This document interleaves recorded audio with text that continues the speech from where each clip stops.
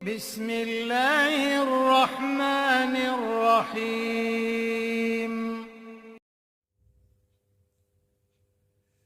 نحمده ونصلی علی رسولہ الکریم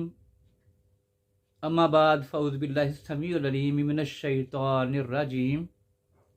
بسم اللہ الرحمن الرحیم۔ مصیبت سے ہمیشہ کے لیے محفوظ رہنے کی دعا۔ رسول اللہ صلی اللہ علیہ وآلہ وسلم نے فرمایا ہے کہ جب آپ کسی ایسے شخص کو دیکھیں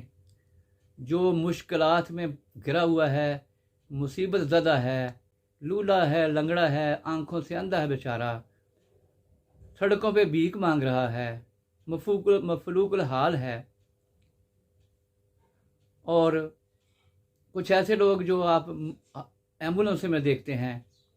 ہسپتالوں میں دیکھتے ہیں، انتہائی مہلک امراض کا شکار ہیں، کینسر ہے،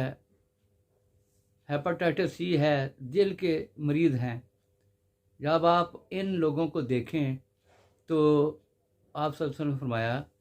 کہ دعا جو یہ پڑھ لے گا وہ ہمیشہ کے لیے اس بیماری سے محفوظ ہو جائے گا جس بیماری میں وہ شخص مبتلا ہے، جس کو آپ نے دیکھ کے یہ دعا پڑھی ہے۔ دعا یہ ہے: الحمدللہ الذی عافانی مما ابتلاک بہ وفضلنی علی کثیر ممن خلق تفضیلا۔ یہ مختصر سی دعا ہے، اگر آپ اس کو صبح میں معمول بنا لیں یا جب بھی آپ اس کو دیکھتے ہیں شخص ایسے کو جو مصیبت میں مبتلا ہے، تو آپ نے اگر یہ دعا پڑھ لی تو اللہ تعالیٰ کے فضل و کرم سے اور آپ صلی اللہ علیہ وسلم کی زبان اطہر سے یہ نکلی ہوئی جو دعا ہے،